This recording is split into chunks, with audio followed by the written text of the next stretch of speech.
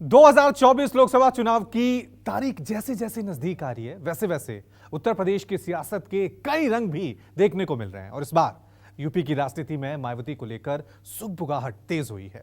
मोदी और बीजेपी के खिलाफ एकजुट हुए विपक्ष ने से कन्नी काट चुकी मायावती से समाजवादी पार्टी के सॉफ्ट होने की चर्चा ने देश की सियासत को नया एजेंडा दे दिया है और इसी के साथ यूपी में दलित पॉलिटिक्स की पिक्चर भी सबसे ऊपर आ गई है।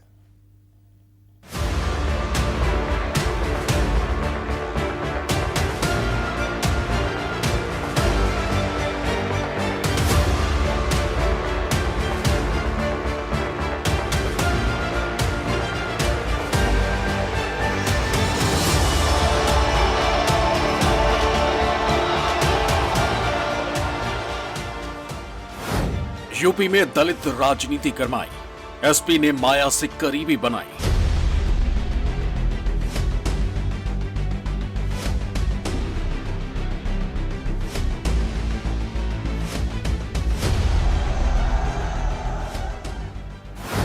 मायावती को किससे लगा डर, शिवपाल से क्यों नाराज राजभर।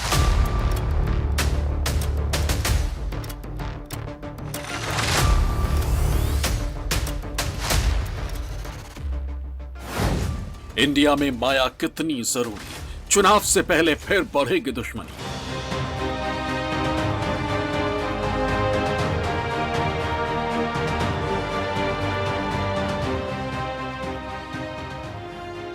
उत्तर प्रदेश की सियासत में बहुजन समाज पार्टी यानी मायावती की समाजवादी पार्टी यानी यादव परिवार से दुश्मनी किसी से छिपी नहीं। यूपी में बीजेपी के उदय और कांग्रेस के अस्त के बीच माया और मुलायम ने बारी बारी से कई बार राज्य की सियासत को साधा और अपनी पुरानी रंजिशों को सदन से सड़क तक बखूबी अंजाम दिया। लेकिन इस बार हालात बिल्कुल अलग है और समाजवादी पार्टी को 2024 के लिए शायद बहन कुमारी मायावती की याद फिर सताने लगी। कहते हैं कि सियासत में ना कोई स्थायी दुश्मन होता है और ना ही दोस्त।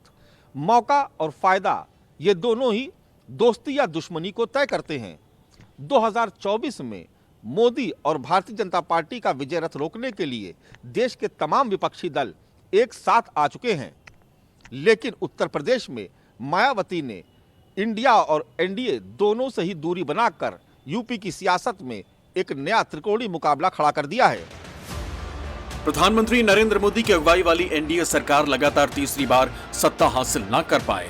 विपक्षी गठजोड़ और एकजुटता का फिलहाल यही लक्ष्य है।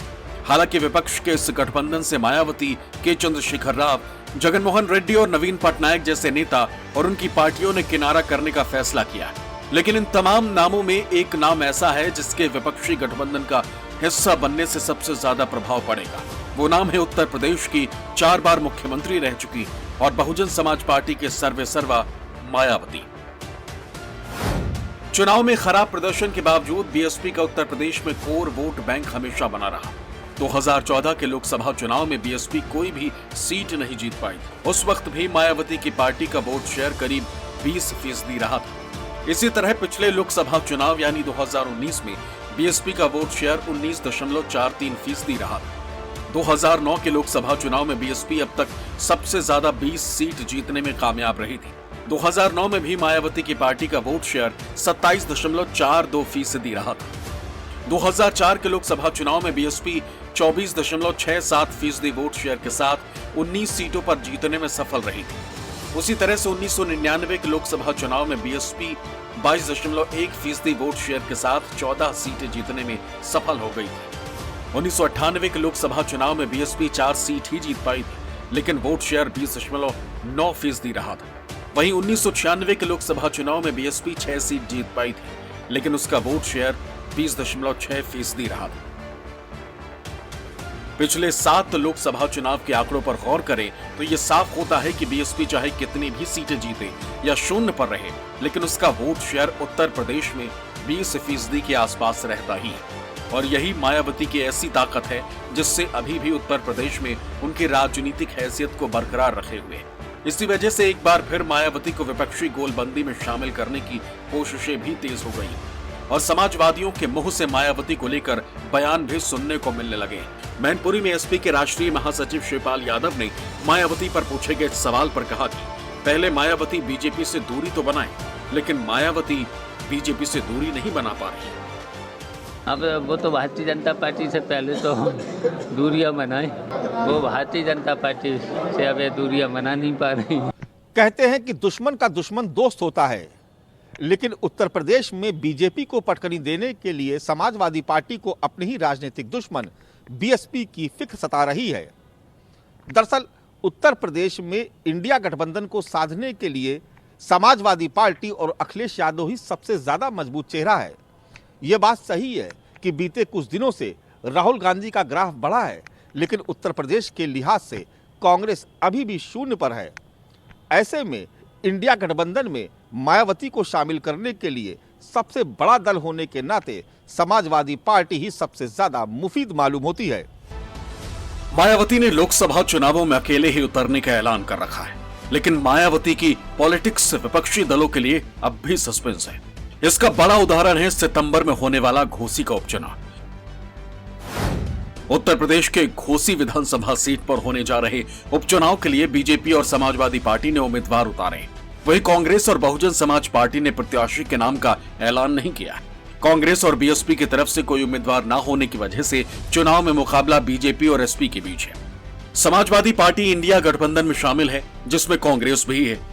ऐसे में कांग्रेस घोसी उपचुनाव में सपा को समर्थन कर सकती है। वहीं मायावती की बीएसपी न इंडिया गठबंधन और न ही एनडीए का हिस्सा है। ऐसे में मायावती की तरफ से घोसी उपचुनाव में उम्मीदवार नहीं उतारने के फैसले पर सपा के राष्ट्रीय महासचिव शिवपाल यादव ने हमला बोला। सपा से नहीं है, सपा से थोड़े होगा डर। ये देखिए भारतीय जनता पार्टी के लोगों को डर बैठा ले। जांच तो सीबीआई जांच है, ईडी है, ये भारतीय जनता पार्टी ऐसे ही है। लेकिन अब की बार भारतीय जनता पार्टी का खात्मा होने जा रहा है पूरे देश से। इस मौके पर शिवपाल सिंह यादव ने ओम प्रकाश राजभर के सवाल पर भी चुटकी ली। शिवपाल ने कहा कि मंत्री पद की जल्द शपथ नहीं दिलाए जाने पर राजभर समाजवादी पार्टी के साथ आ जाएंगे। कितने बार आप कहोगे उनके बारे में? जी।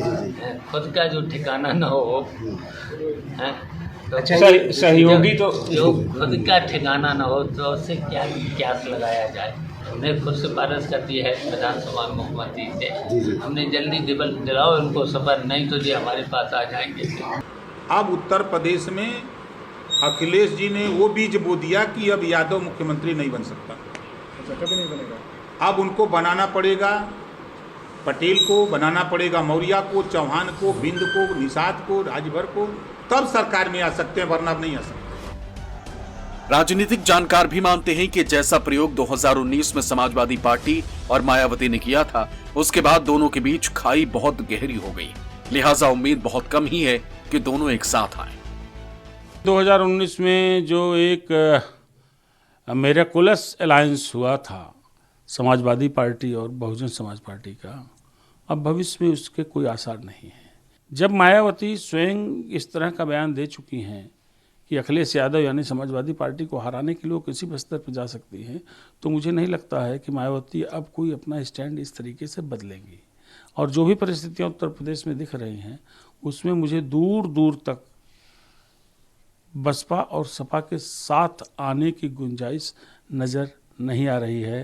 साल 2019 का लोकसभा चुनाव सपा और बहुजन समाज पार्टी ने मिलकर लड़ा था, लेकिन बाद में दोनों ही दलों के नेताओं के बीच खटास आई और दोनों दलों ने आपसी दूरियां बना ली। मायावती ने एक बार फिर इस बात का ऐलान कर दिया है कि वो आने वाला लोकसभा चुनाव अपने दम पर अकेले लड़ने वाली हैं।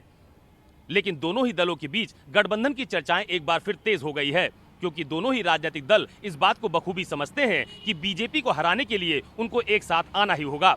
कैमरा पर्सन सचिन सैनी के साथ अशोक तिवारी, लखनऊ, न्यूज़ 24।